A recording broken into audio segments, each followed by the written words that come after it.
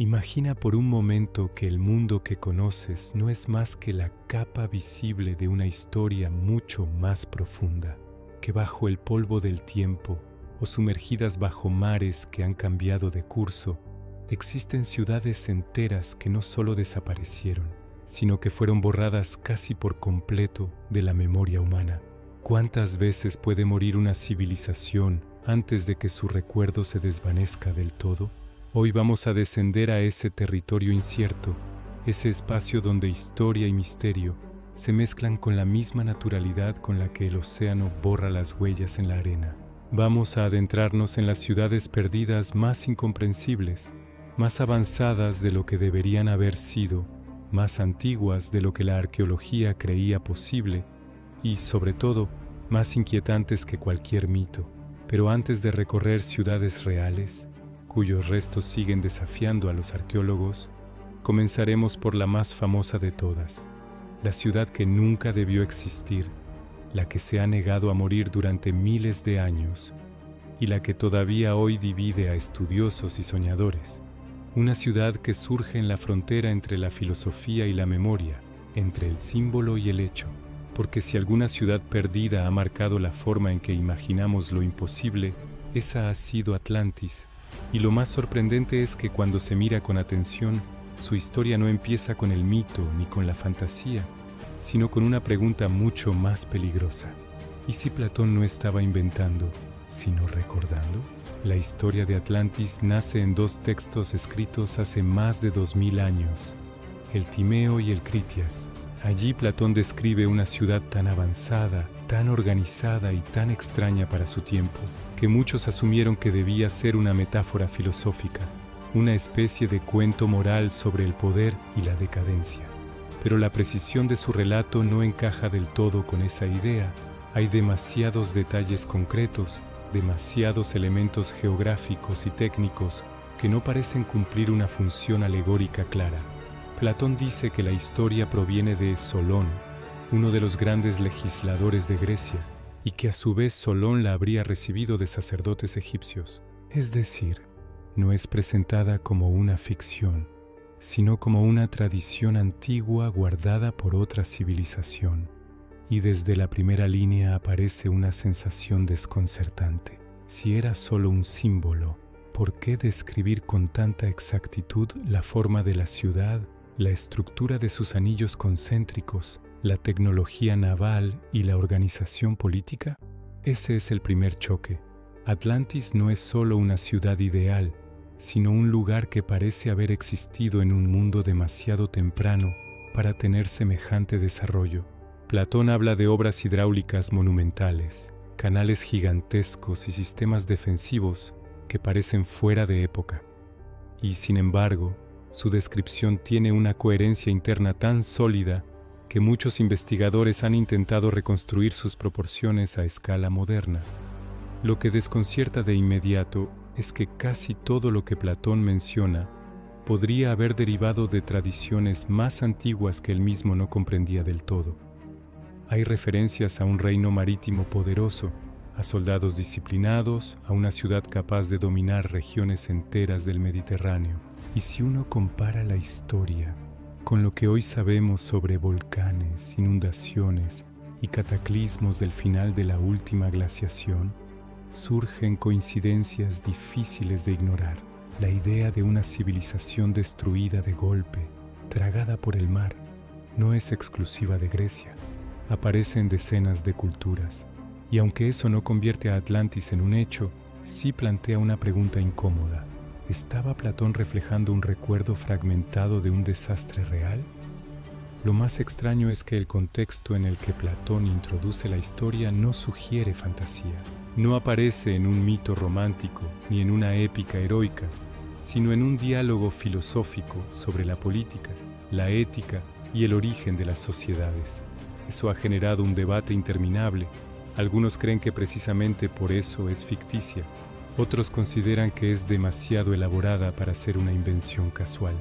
Pero la verdadera fractura aparece cuando uno estudia las contradicciones internas del relato. Platón mezcla datos extraordinariamente realistas con elementos que hoy sabemos que no podían ser conocidos en su época. Menciona procesos geológicos extraños, describe inundaciones repentinas, habla de islas hundidas y de civilizaciones destruidas por convulsiones naturales. Y aunque esto podría parecer fantasía pura, muchas de esas características encajan inesperadamente bien con fenómenos que hoy entendemos gracias a la geología moderna. Si fuese una simple metáfora, sería una metáfora sospechosamente adelantada. Cuando uno examina las teorías sobre su posible ubicación, el panorama se vuelve aún más desconcertante. La opción más popular durante décadas fue la isla de Santorini, en Grecia, donde la civilización minoica sufrió una explosión volcánica tan devastadora que transformó para siempre el Mediterráneo. Esa erupción se alineaba con la idea de una cultura marinera arrasada por un cataclismo. Pero cuanto más se estudian los detalles, más aparecen discrepancias entre la Atlantis platónica y la Santorini histórica. Otra teoría apunta al Atlántico. Aquí es donde la historia toma un giro aún más extraño. Existen plataformas continentales bajo el océano que muestran signos de haber estado sobre el nivel del mar durante el final de la última glaciación. Si alguna civilización costera se desarrolló en ese periodo, el aumento del nivel del mar habría borrado casi todas sus huellas. Y lo inquietante es que Platón sitúa a Atlantis justo más allá de las columnas de Hércules, exactamente donde las plataformas sumergidas serían más vulnerables a un ascenso rápido de las aguas. Pero hay teorías aún más peculiares. Algunos investigadores han propuesto conexiones con América del Sur, otros con el Caribe e incluso con la Antártida, aunque estas últimas suelen ser más especulativas. Sin embargo, existe un punto en común entre todas ellas: la sensación de que una cultura marítima avanzada pudo haber existido en la prehistoria y haber desaparecido por completo debido a un evento catastrófico. Lo inesperado surge cuando se examinan mapas medievales que mencionan tierras desaparecidas hoy en día. Algunos mapas árabes y europeos hablan de islas que existían en épocas remotas y que se hundieron tras grandes tormentas o cambios del nivel del mar. Aunque estas referencias no prueban nada, sí alimentan la idea de que la memoria humana guarda rastros tenues de regiones que ya no podemos ver. El misterio se intensifica cuando se analiza el supuesto poderío naval de Atlantis. Platón describe flotas inmensas, tecnología avanzada y una organización militar sorprendente. No es solo una ciudad próspera, sino una potencia global. Pero también dice que, en un momento dado, la ambición y el exceso la condujeron al desastre. Ese componente moral ha hecho que muchos descarten la historia como una simple lección filosófica, y sin embargo, civilizaciones reales han caído por motivos similares: desgaste, arrogancia, exceso de confianza. Lo que resulta más inquietante es la descripción del colapso final. Platón dice que la ciudad desapareció en un solo día y una sola noche de infortunio. Una frase dramática, por supuesto, pero que podría coincidir con un tsunami gigantesco, una erupción volcánica o un evento sísmico de proporciones catastróficas. Y sabemos que el Mediterráneo ha sufrido terremotos de una violencia inimaginable. La pregunta entonces no es si Atlantis existió tal como la describe Platón, sino si su relato pudo haber sido un eco de un desastre real que afectó a una cultura costera avanzada. Si ese fue el caso, su hundimiento habría borrado también gran parte de su memoria. Y quizá por eso el mito ha sobrevivido tanto tiempo, porque guarda la forma distorsionada de algo verdadero. Hay un detalle más que raramente se comenta y que siempre deja un eco inquietante. Platón nunca terminó el Critias. El diálogo se corta abruptamente, como si algo hubiera interrumpido su escritura. El relato queda incompleto, congelado en un punto en el que la historia prometía volverse aún más reveladora. Nadie sabe por qué dejó el texto inconcluso, y la sensación que deja es como si la historia de Atlantis hubiese sido interrumpida 2 veces, una por el cataclismo original y otra por el silencio de su propio narrador. Con todo, quizá el aspecto más fascinante sea el modo en que Atlantis ha resistido el paso del tiempo. No importa cuántas veces se diga que es un mito, no importa cuántas teorías se derrumben o cuántos estudios científicos intenten desmontarla. el relato vuelve a aparecer, se rehace, se renueva. Es una ciudad que no quiere morir, una ciudad que insiste en permanecer. Y eso plantea una última pregunta inevitable. ¿Por qué recordamos con tanta fuerza un lugar que tal vez nunca existió? Tal vez porque, en el fondo, no hablamos solo de una ciudad perdida, sino de la idea misma de un mundo anterior al nuestro, un mundo que alcanzó un grado de desarrollo que no imaginábamos posible y que luego desapareció sin dejar herederos visibles. Si Atlantis es un mito extraño. Si es un recuerdo peligroso. Y si es ambas cosas, entonces abre una puerta inquietante hacia un pasado que todavía no comprendemos. Pero para entender mejor esta posibilidad, tenemos que avanzar hacia territorios más firmes, donde la arqueología sí ha puesto sus manos, donde las ruinas son reales y donde los enigmas se sostienen sobre piedra, ladrillo y silencio. La siguiente ciudad no fue un mito, existió. Y lo que encontramos en ella no debería haber sido posible. Cuando pensamos en ciudades perdidas, solemos imaginar ruinas espectaculares cubiertas por la selva, templos derrumbados o pirámides olvidadas bajo la arena. Pero la verdad es que la mayoría de las civilizaciones desaparecen de una manera mucho más silenciosa, no con un cataclismo dramático, sino con una lenta erosión del tiempo que va borrando estructuras, nombres, historias y hasta los motivos que alguna vez les dieron forma. El pasado es más frágil de lo que parece. Basta que el clima cambie, que un río se desvíe o que una generación deje de transmitir un relato para que un mundo entero se desintegre. Y sin embargo, entre todos esos fragmentos persiste una idea inquietante. Siempre encontramos menos de lo que debería haber existido. La arqueología avanza, descubre, ilumina, pero también nos recuerda que la mayor parte de la historia humana sigue enterrada, desaparecida o transformada más allá de cualquier reconocimiento. Cuando los arqueólogos comenzaron a estudiar sistemáticamente las primeras ciudades del planeta, se encontraron con algo inesperado. Vieron que algunas culturas antiguas habían alcanzado niveles de organización sorprendentes, sin dejar rastros claros de cómo habían llegado hasta allí. Es como si existiera una fase previa que aún no hemos descubierto, un espacio vacío entre lo que creemos que ocurrió y lo que realmente dejó sus huellas. Ese vacío es importante, porque allí podría esconderse el origen de los grandes misterios urbanos del pasado. En ese silencio están las respuestas que aún no podemos escuchar. Y si hay algo que comparten todas las ciudades perdidas más desconcertantes del mundo, es precisamente eso. La sensación de que aparecieron demasiado pronto, demasiado completas, sin un proceso que explique su nacimiento. Las primeras excavaciones de ciudades antiguas fueron un choque conceptual. En lugares donde los investigadores esperaban encontrar pequeñas aldeas agrícolas, aparecieron complejos urbanos avanzados, casas planificadas, sistemas hidráulicos elaborados y estructuras que parecían requerir siglos de desarrollo. Pero esos siglos no estaban allí, faltaban. Era como si la historia hubiera saltado etapas. Esto generó una pregunta que aún resuena. ¿Cuántas civilizaciones surgieron antes de las que conocemos, pero desaparecieron sin dejar rastro? No hablamos de leyendas ni de mitos, sino de pueblos reales cuyos restos quedaron enterrados bajo tierra, bajo ríos desviados o bajo océanos que han subido y bajado de nivel incontables veces.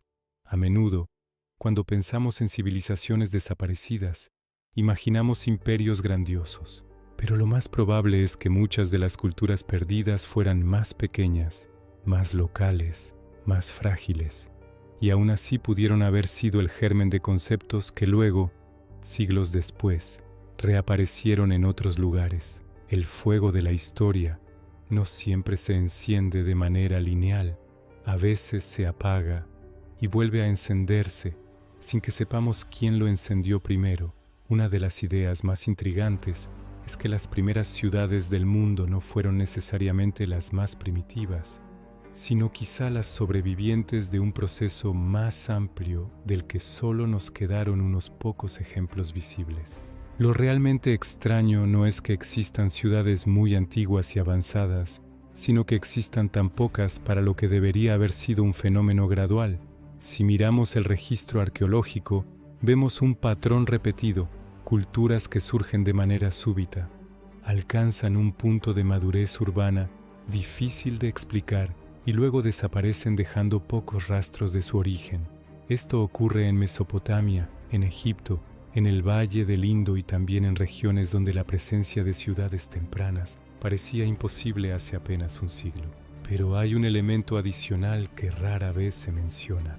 Cada vez que se descubre una ciudad perdida que desafía la cronología aceptada, esa ciudad no aparece sola. Siempre aparece acompañada de indicios, huellas débiles, restos dispersos que sugieren que hubo más asentamientos, más pueblos, más culturas alrededor de ella, y muchos de esos restos aún no han sido excavados o permanecen sepultados bajo capas de historia que todavía no hemos removido. No es exagerado pensar que por cada ciudad antigua que hemos encontrado, hay otras 10 que continúan ocultas. Esa proporción no es una fantasía, sino una estimación basada en décadas de estudios sobre erosión, sedimentación y actividad tectónica. El pasado está ahí, pero invisible bajo nuestros pies. Y en esa invisibilidad se esconde quizá la clave para entender por qué algunas ciudades parecen surgir de la nada. Lo más desconcertante no es lo que encontramos, sino lo que falta. En muchos casos, las ciudades conocidas son demasiado complejas para ser las primeras de su tipo. Parecen versiones maduras de un proceso previo que aún no hemos logrado descubrir. Es como comenzar un libro por el capítulo 3, sabiendo que el 1 y el 2 deben existir en algún lugar, pero no están. Esta sensación es especialmente fuerte cuando observamos los restos de culturas que no dejaron escritura o cuyos símbolos aún no hemos descifrado. En esos casos la ciudad habla a través de sus muros, sus calles, sus herramientas y sus silencios. Lo que no dice es tan importante como lo que revela, y a veces lo que revela es que hubo algo antes, algo que se perdió. El misterio se vuelve aún más profundo cuando uno reflexiona sobre las condiciones necesarias para que una ciudad prospere. Se requiere tecnología, organización social, recursos abundantes y cierto nivel de estabilidad. Pero muchas de las primeras ciudades aparecen precisamente donde menos esperaríamos encontrar estabilidad. Zonas áridas, lugares de fuertes inundaciones, regiones vulnerables a terremotos. ¿Por qué desarrollarse allí? ¿Qué motivo llevó a pueblos antiguos a construir asentamientos complejos en condiciones tan frágiles? Algunos investigadores creen que la respuesta está en la oportunidad. Durante ciertos periodos climáticos, regiones hoy hostiles fueron fértiles, con ríos caudalosos y recursos abundantes. Cuando el clima cambió, esas ciudades quedaron en territorios imposibles de sostener, y el resultado fue su abandono y su desaparición. Esto puede explicar por qué tantos asentamientos antiguos aparecen y desaparecen como destellos. Pero también plantea otro dilema. Si estas ciudades se adaptaron también a un entorno temporalmente favorable, es probable que hayan existido muchas más en épocas que aún no hemos estudiado en profundidad. El registro arqueológico actual podría ser apenas la capa superficial de una historia mucho más larga. Y lo más inquietante es que cuanto más retrocedemos en el tiempo, menos reconocible se vuelve esa historia. En muchas culturas antiguas existen relatos sobre ciudades anteriores, civilizaciones que desaparecieron antes de que surgieran las que hoy conocemos. No se sabe si esos relatos son históricos o simbólicos, pero su repetición en tantas partes del mundo despierta sospechas. ¿Y si esos relatos, igual que los mitos del diluvio, guardan un eco real de un pasado que aún no hemos descubierto? La arqueología moderna ha comenzado a reconocer que algunas cronologías deben revisarse. Hallazgos recientes en distintos puntos del planeta muestran que los humanos construyeron estructuras monumentales mucho antes de lo que se creía. Lugares como Göbekli Tepe obligaron a replantear el origen de la arquitectura religiosa. Otros sitios han obligado a reconsiderar cuándo se domesticaron ciertos cultivos o cómo se organizaron los primeros asentamientos urbanos. Cada descubrimiento empuja un poco más atrás las fronteras de lo posible, pero hay algo aún más revelador. Cuanto más se expande el mapa de lo antiguo, más evidente se vuelve que no estamos ante un proceso lineal, sino ante una sucesión de ciclos. Civilizaciones que surgen, se desarrollan y desaparecen. Conocimientos que se adquieren, se olvidan y se redescubren siglos después. Y ciudades que alcanzan un nivel de complejidad extraordinario antes de desvanecerse sin explicación clara. En ese contexto, las grandes ciudades perdidas no son anomalías aisladas, sino señales de que parte de la historia humana se ha desvanecido por completo. No porque no existiera, sino porque el tiempo, la erosión y los cataclismos la han devorado. La pérdida no es ocasional, es sistemática, y cuando se observa este panorama, ocurre algo interesante. Lo que antes parecía imposible empieza a parecer inevitable. Ciudades avanzadas como Mohenjo-Daro, culturas misteriosas como la del Indo, estructuras monumentales que aparecieron demasiado pronto. Todo eso comienza a encajar en un marco más amplio, un marco en el que la desaparición no es un accidente, sino un patrón. En ese patrón está el origen de nuestro siguiente destino, una ciudad real, perfectamente documentada, pero tan adelantada a su época que todavía hoy desconcierta incluso a los arqueólogos más meticulosos. Una ciudad que aparece madura desde su primer ladrillo, sin un pasado claro que explique cómo llegó a ser tan sofisticada. Una ciudad que murió no una, sino 2 veces. Su nombre es Mohenjo-Daro, y cuando entremos en ella, descubriremos que su historia no solo desafía lo que creemos saber sobre el desarrollo urbano temprano, sino que obliga a replantearnos qué es realmente una civilización perdida.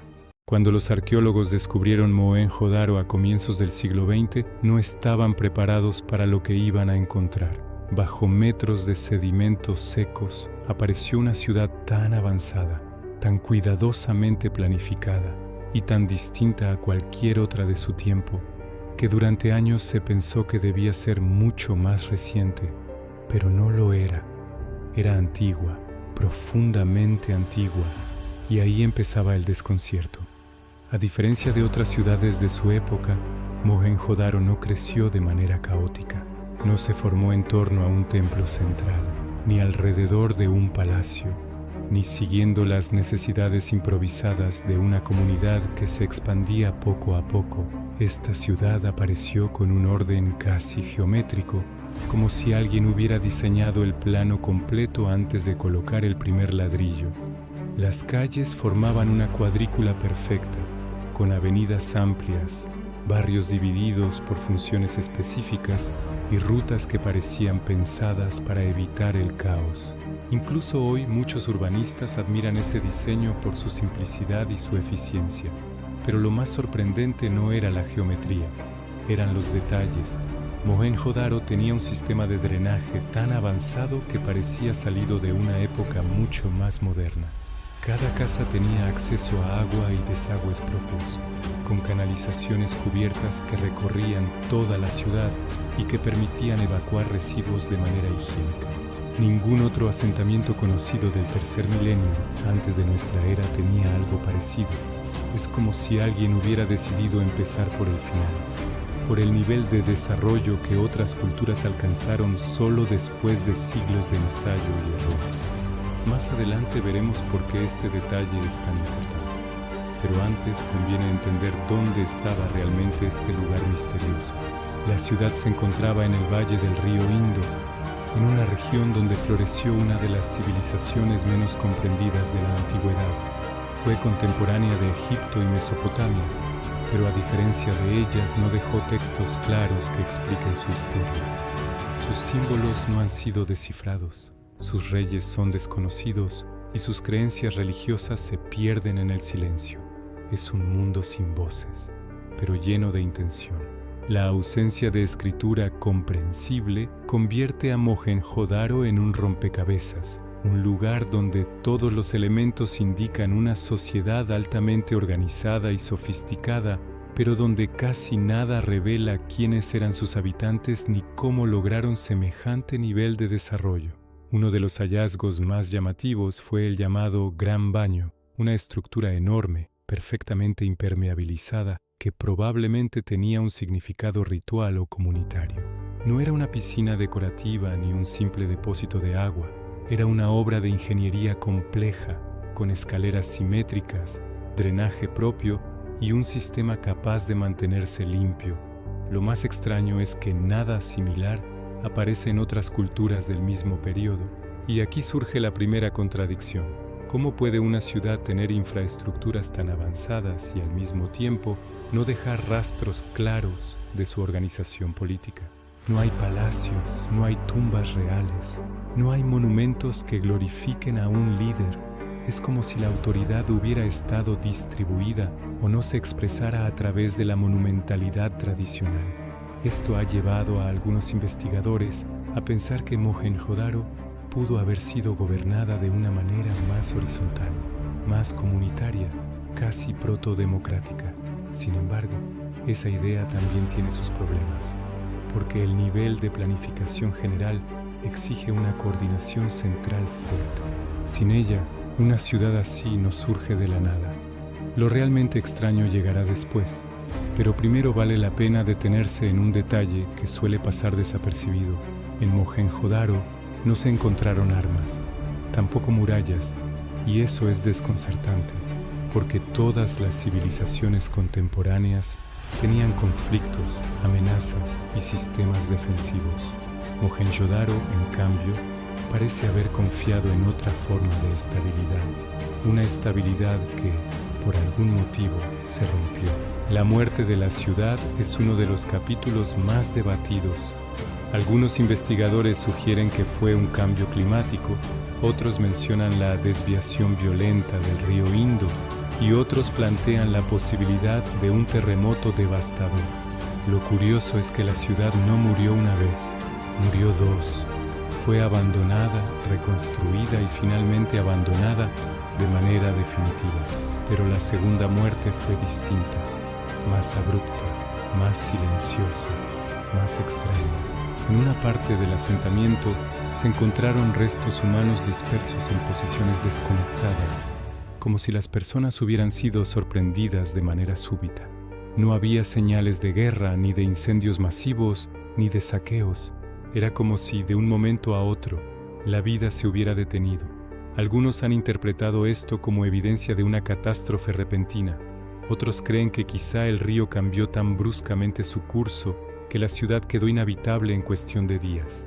Y sin embargo hay un detalle que sigue generando debates interminables. En ciertas zonas, los ladrillos parecen haber sido expuestos a temperaturas extremadamente altas, mucho más de lo que podría producir un fuego común.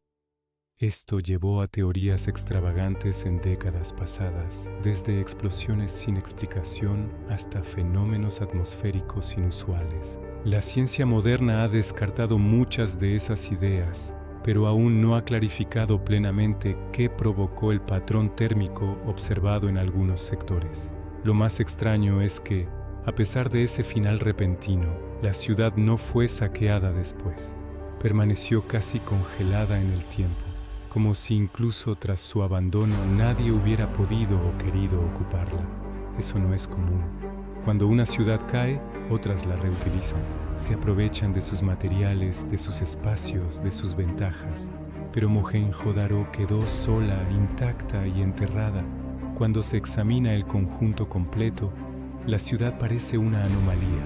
Su madurez temprana, su planificación avanzada, su aparente ausencia de desigualdad social, marcada la falta de armas, la falta de murallas, el silencio de su escritura y su final desconcertante forman un patrón que no encaja con la narrativa tradicional de las primeras civilizaciones urbanas.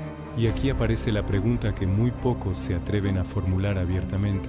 ¿Cómo es posible que una ciudad así surgiera sin antecedentes claros? ¿Dónde están las ciudades anteriores del Valle del Indo que deberían haber mostrado etapas más primitivas del mismo desarrollo? ¿Por qué no han aparecido versiones tempranas de su arquitectura o de su organización social? Más adelante verás por qué esta pregunta es esencial para comprender el resto de ciudades perdidas de nuestro viaje. Porque Mohenjo-Daro, en su silencio, nos obliga a considerar la posibilidad de que existieran sociedades anteriores, invisibles para nuestra actual tecnología arqueológica, que pudieron haber sido la semilla de desarrollos posteriores. Pero antes de explorar esa posibilidad, debemos mirar hacia otro lugar donde la historia se desvanece de una manera distinta, un sitio donde la selva ha tragado tanto que durante siglos ni siquiera se sabía que allí había habido una ciudad, un lugar donde cada piedra encontrada reescribe lo que creíamos saber sobre la relación entre el hombre y la naturaleza. Ese lugar es Angkor, y cuando lleguemos allí, descubrirás que una ciudad puede desaparecer sin que su memoria se apague, pero también puede transformarse hasta el punto de volverse irreconocible incluso para quienes heredaron sus tierras. Cuando los primeros exploradores occidentales llegaron a las ruinas de Angkor en el siglo XIX, no podían creer lo que estaban viendo. Frente a ellos se levantaban templos gigantescos, torres talladas con rostros enigmáticos y avenidas cubiertas por raíces colosales que parecían haber devorado la piedra durante siglos. Pero lo más impactante no era la belleza de los templos, sino la magnitud del lugar. Aquello no era un complejo aislado, era una ciudad colosal.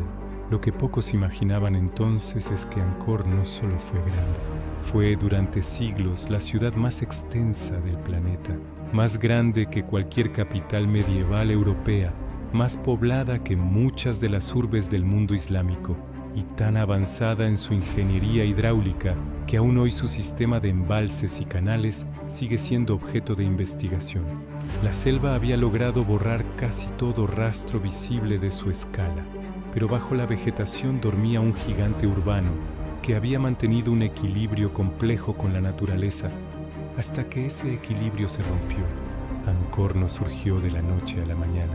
Fue creciendo a través de diferentes reinos Shemer, cada uno construyendo templos, ampliando barrios, perfeccionando la red de agua que hacía posible que cientos de miles de personas vivieran en una región donde la estación seca podía durar meses. El agua era la clave y ellos lo sabían. Por eso crearon reservorios inmensos, los Barai, capaces de alimentar cultivos, regular inundaciones y sostener la vida durante todo el año.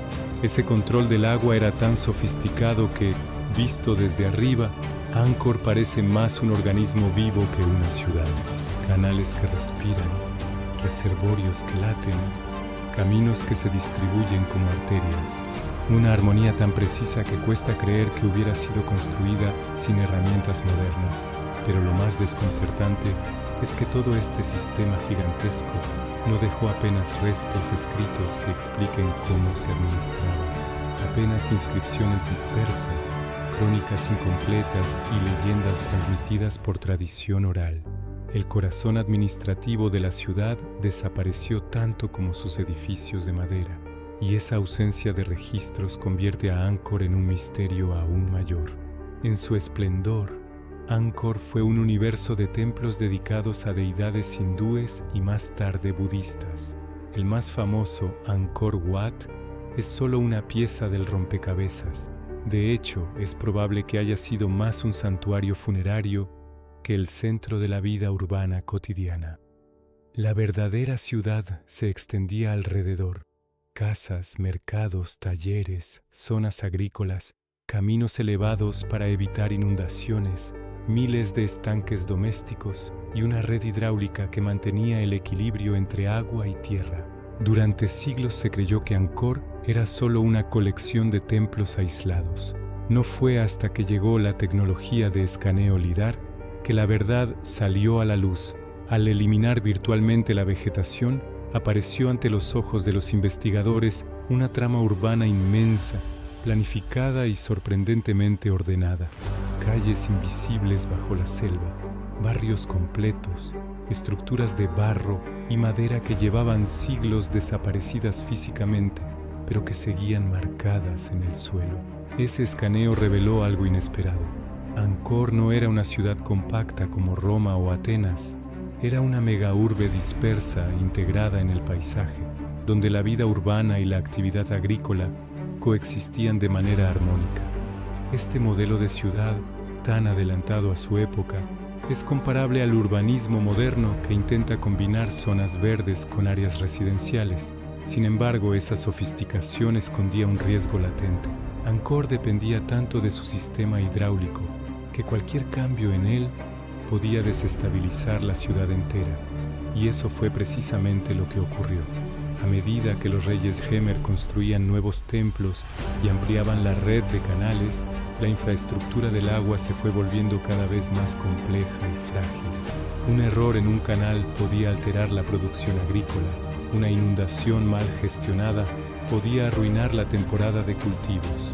Y un periodo prolongado de sequía podía desatar una cadena de fallos que se multiplicaban a lo largo de la ciudad. A partir del siglo XIV, el clima cambió.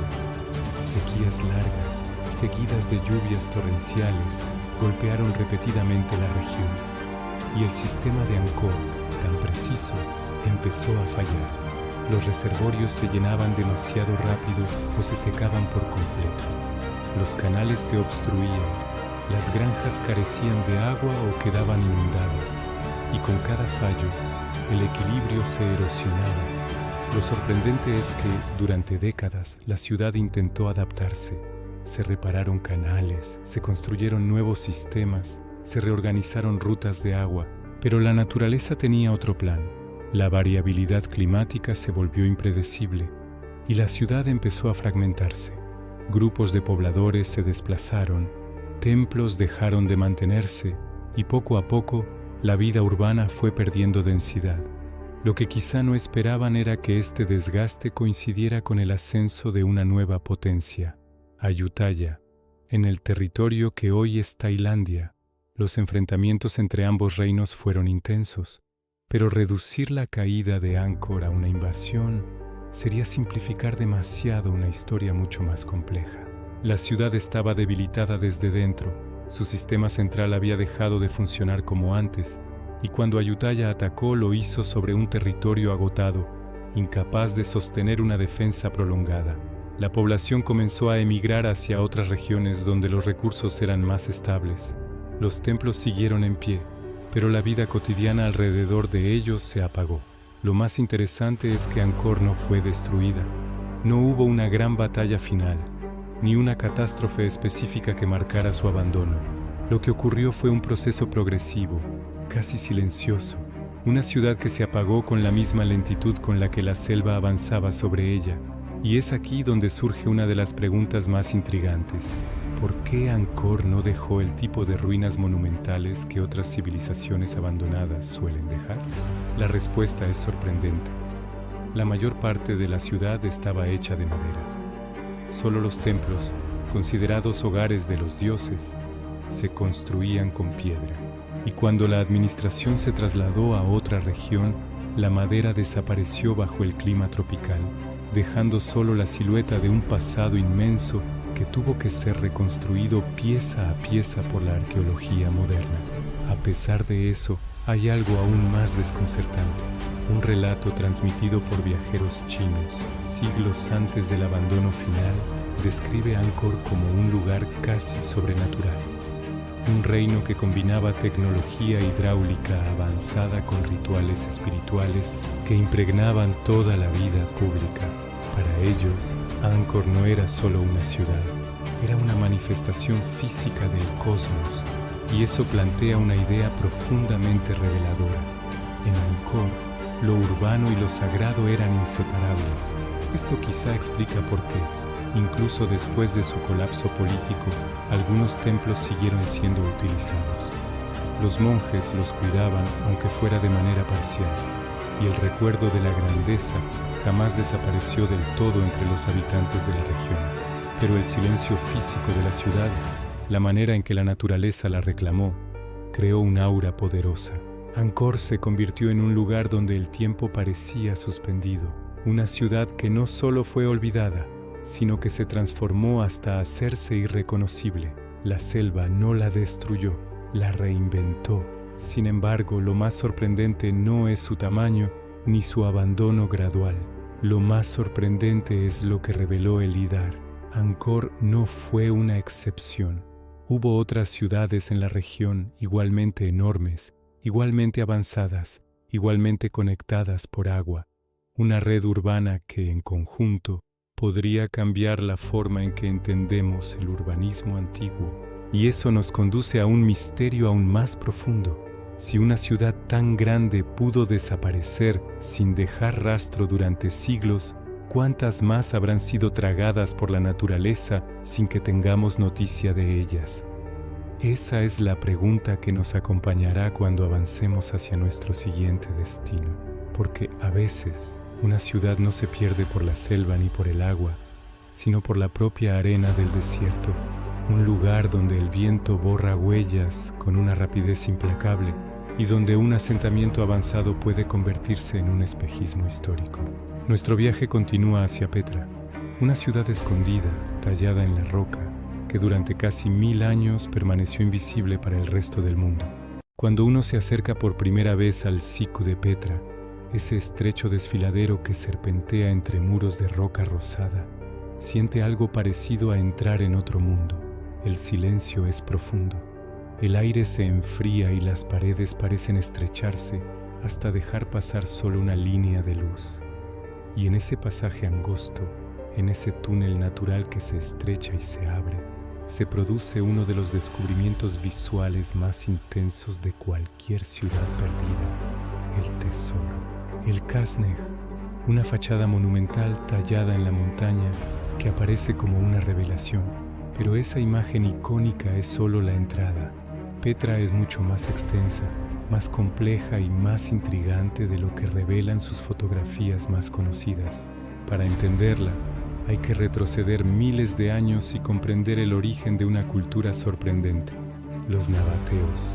Los nabateos surgieron como un pueblo nómada del desierto, maestros en el comercio y en la navegación de rutas áridas, donde la mayoría veía solo hostilidad. Lo extraordinario es que, partiendo de ese nomadismo inicial, desarrollaron una de las ciudades más singulares de la historia. Petra no era una metrópolis cualquiera, era un punto de encuentro, un cruce de mundos, una bisagra entre Arabia, Egipto, Siria y el Mediterráneo.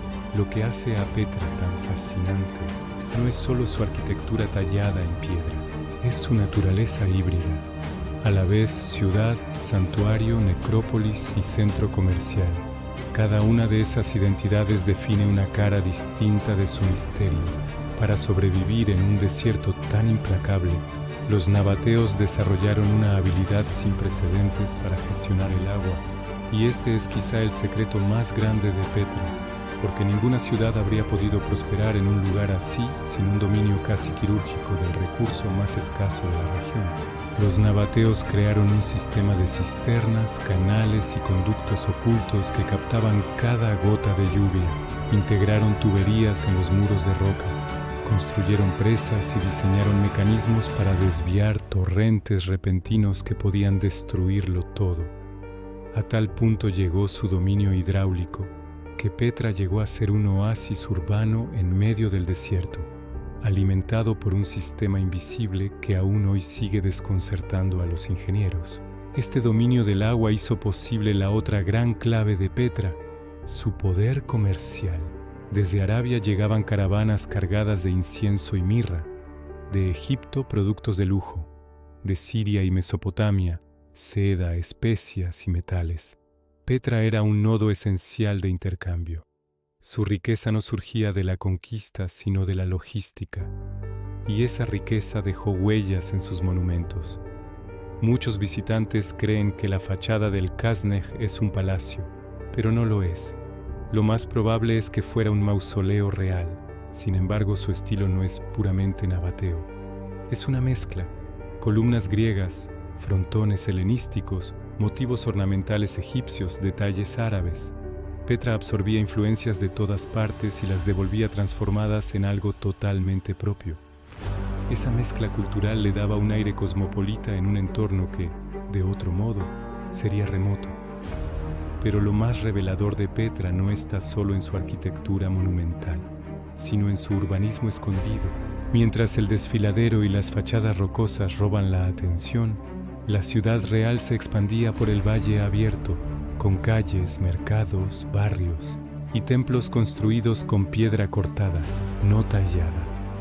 Allí vivía la mayoría de la población, en un asentamiento vibrante que funcionaba como cualquier otra ciudad antigua, pero con la peculiaridad de estar protegida visualmente por las montañas que la rodeaban.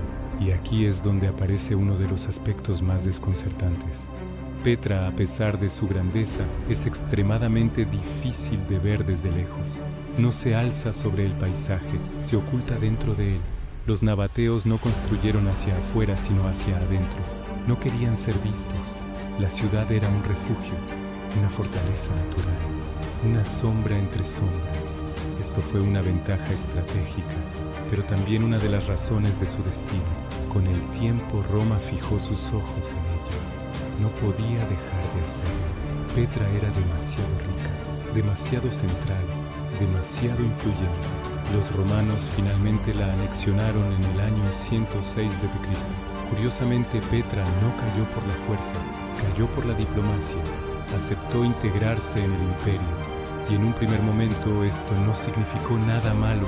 Roma mejoró algunas infraestructuras, construyó un teatro, levantó edificios públicos. La ciudad prosperó durante un tiempo, pero al integrarse en una red comercial mucho más amplia, Petra perdió su monopolio sobre las rutas de caravanas. Nuevos puertos marinos desviaron el comercio lejos del interior, y poco a poco, el corazón económico de Petra empezó a latir más débil. A esa decadencia silenciosa se sumaron los elementos naturales. Terremotos repetidos sacudieron la región, especialmente el devastador terremoto del año 363, que dañó gravemente edificios, túneles hidráulicos y cisternas. Muchas de las estructuras más críticas para captar y almacenar agua quedaron inutilizadas. Sin ese sistema, Petra se volvió vulnerable. Los romanos no reconstruyeron todo.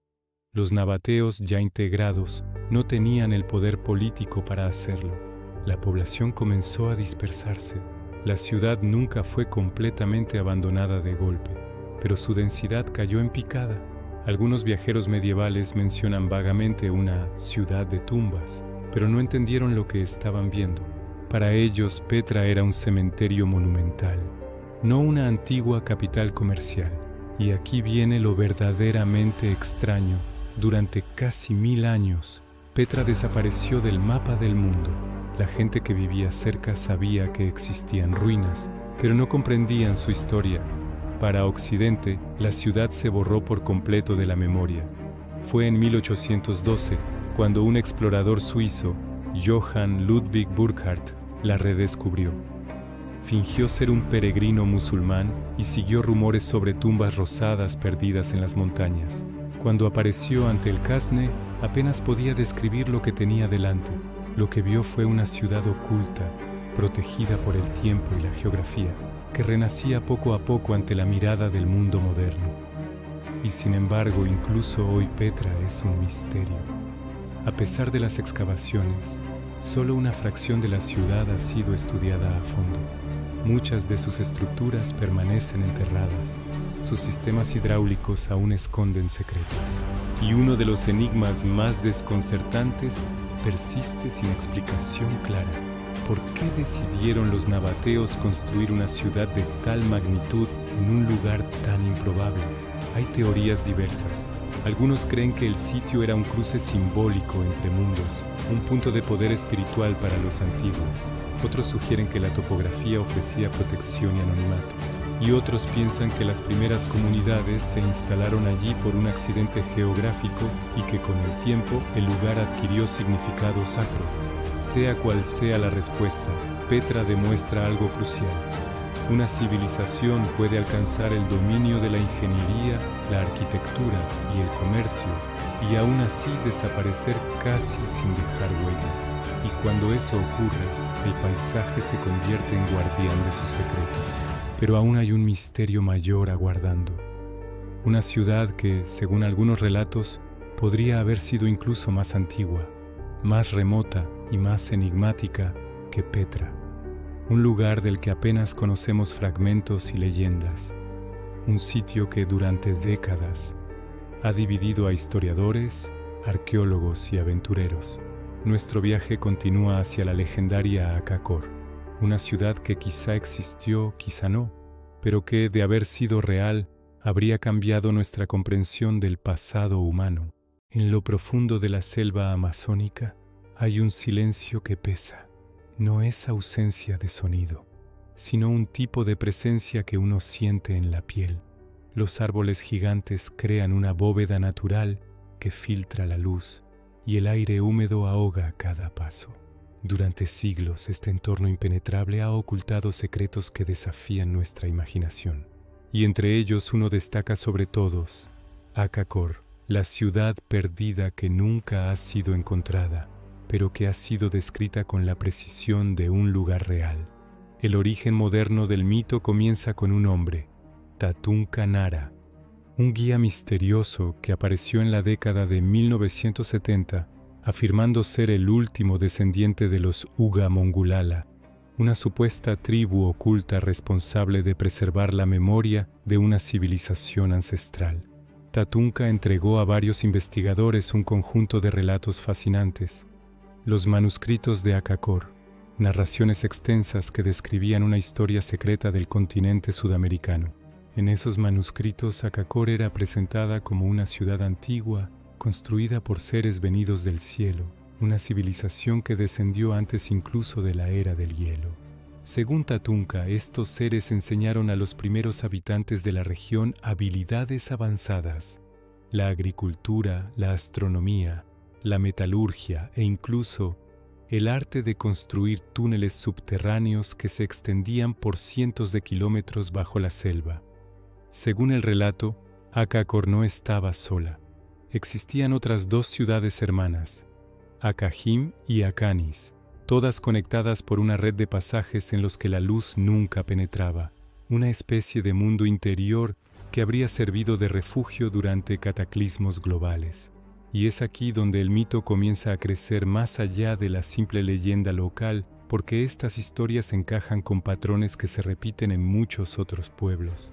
Relatos de refugios subterráneos de seres luminosos, de ciudades protegidas de un desastre primordial. Pero antes de aceptar o rechazar la historia, hay que entender la figura de Tatunka Nara.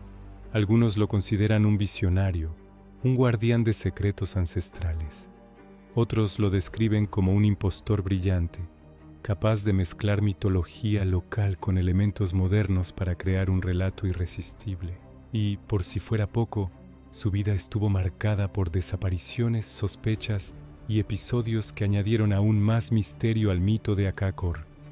3 exploradores, el periodista Karl Brugger, el suizo Herbert Wanner y el estadounidense John Reed, desaparecieron o murieron de manera sospechosa tras emprender expediciones relacionadas con Tatunka, lo que solo alimentó las teorías de que él sabía más de lo que admitía, o según otros que utilizaba el mito como una trampa peligrosa para viajeros desprevenidos. Nada en la historia de Akakor es simple, nada es lineal, y sin embargo algo continúa atrayendo a exploradores, antropólogos y aventureros hacia este relato, porque más allá de su origen incierto, hay patrones arqueológicos reales que sugieren que la Amazonia pudo albergar sociedades más complejas de lo que se creía. Se han encontrado geoglifos de dimensiones colosales ocultos bajo la selva, estructuras que solo son visibles desde el aire. Se han hallado asentamientos planificados, redes de caminos elevados y campos agrícolas que no encajan con la idea tradicional de una selva inhabitada. Incluso el misterioso fenómeno de la Terra Preta, una tierra fértil creada por culturas precolombinas, apunta a una ingeniería sorprendente. Todo esto no prueba la existencia de Akakor, pero abre una pregunta legítima. ¿Cuánto desconocemos realmente del pasado profundo de la Amazonia? Algunos arqueólogos sostienen que la selva pudo haber albergado una población mucho mayor de lo que se pensaba, con comunidades interconectadas a través de rutas fluviales y caminos ocultos. En ese contexto, una ciudad grande, incluso monumental, no sería imposible, pero el problema es la precisión del relato. Akakor es descrita como una ciudad de piedra, con templos, murallas, plazas y túneles, y hasta ahora no se ha encontrado ninguna estructura de ese tipo en el corazón amazónico. Sin embargo, hay un elemento que mantiene vivo el misterio: la selva lo devora todo.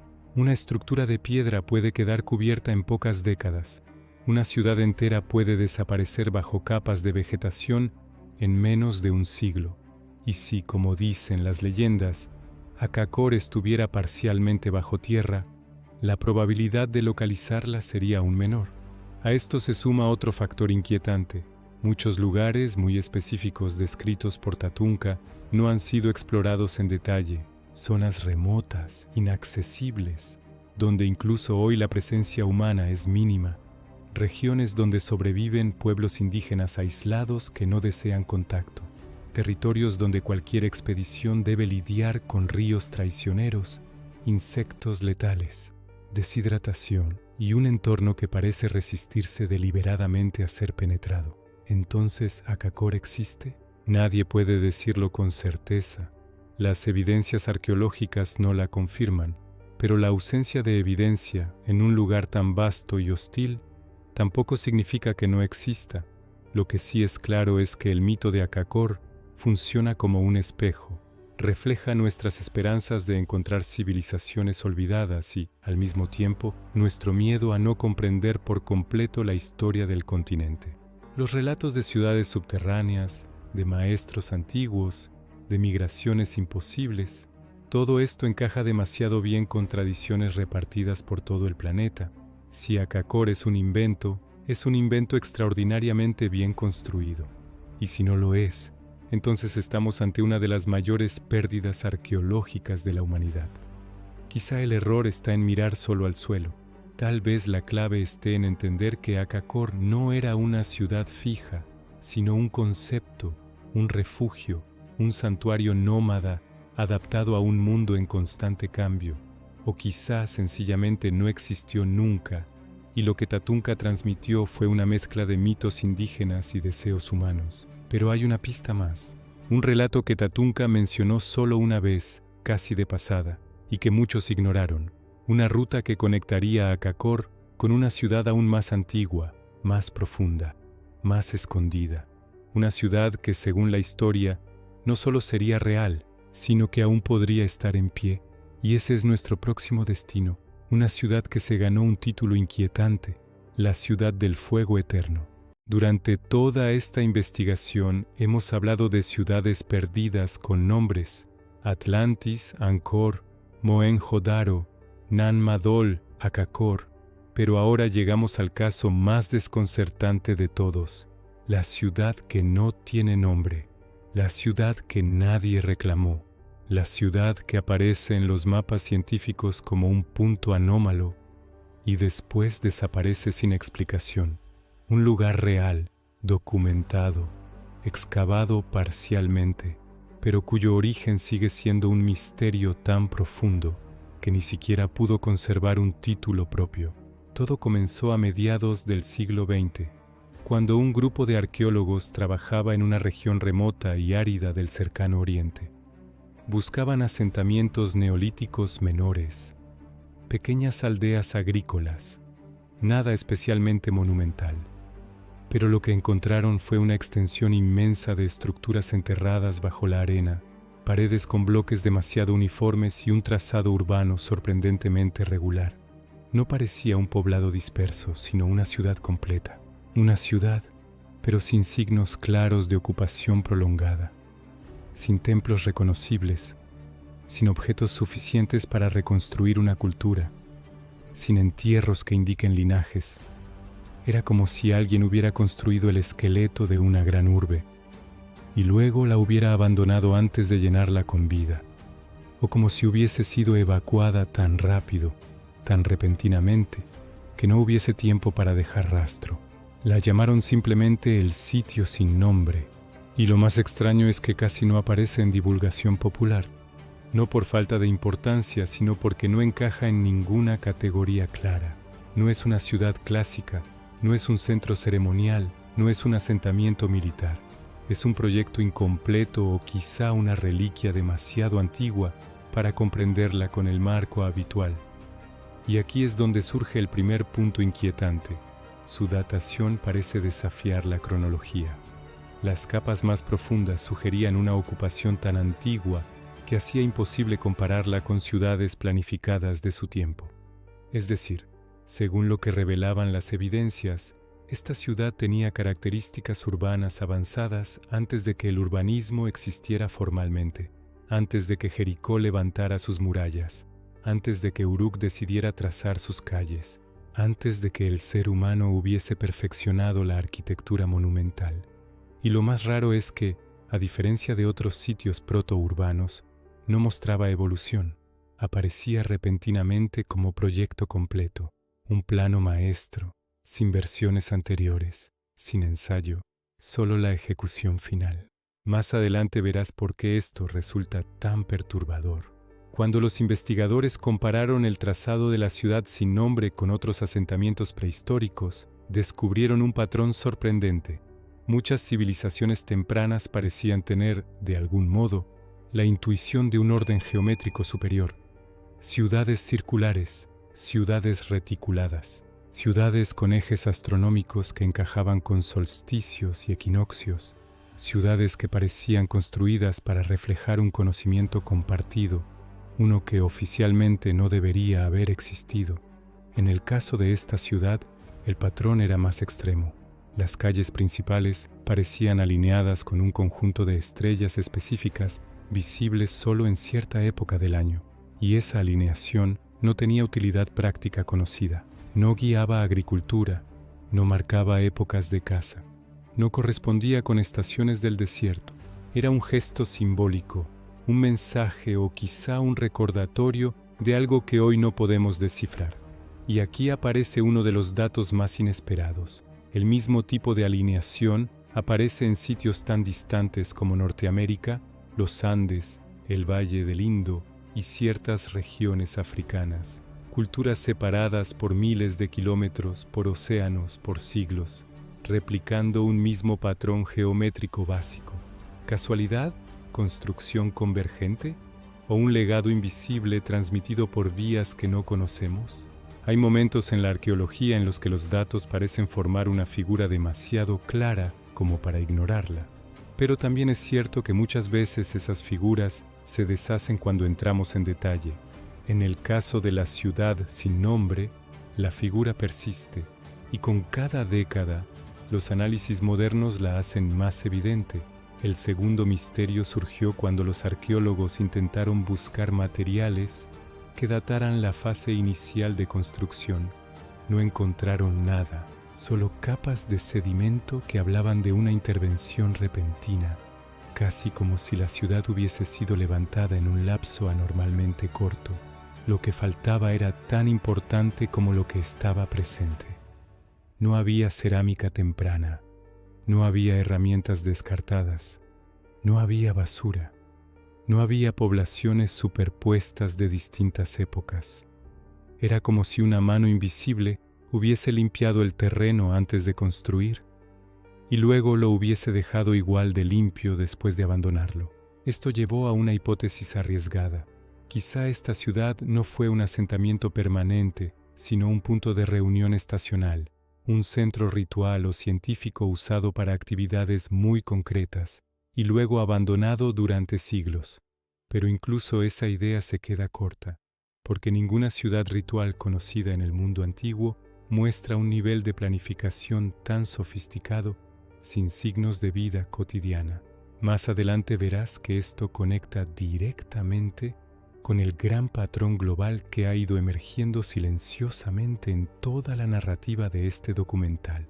Cuando miramos las ciudades perdidas que hemos explorado, Atlantis, Angkor, Mohenjo-Daro, Nanmadol, Akakor, empieza a dibujarse una línea tenue pero consistente, un trazo que sugiere que estas civilizaciones pudieron haber compartido, de manera directa o indirecta, algo más allá de lo que la historia tradicional admite, no una conexión física quizá, pero sí un tipo de idea universal, un impulso, un recuerdo común, una intuición arquitectónica y simbólica que aparece y desaparece en lugares inesperados.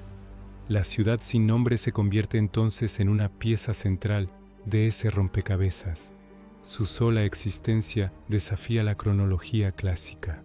Su silencio contradice las lógicas evolutivas. Su perfección geométrica contradice las limitaciones de su tiempo, y su abandono completo nos obliga a preguntarnos si estamos frente a un tipo de civilización que no buscaba permanencia, sino transmisión.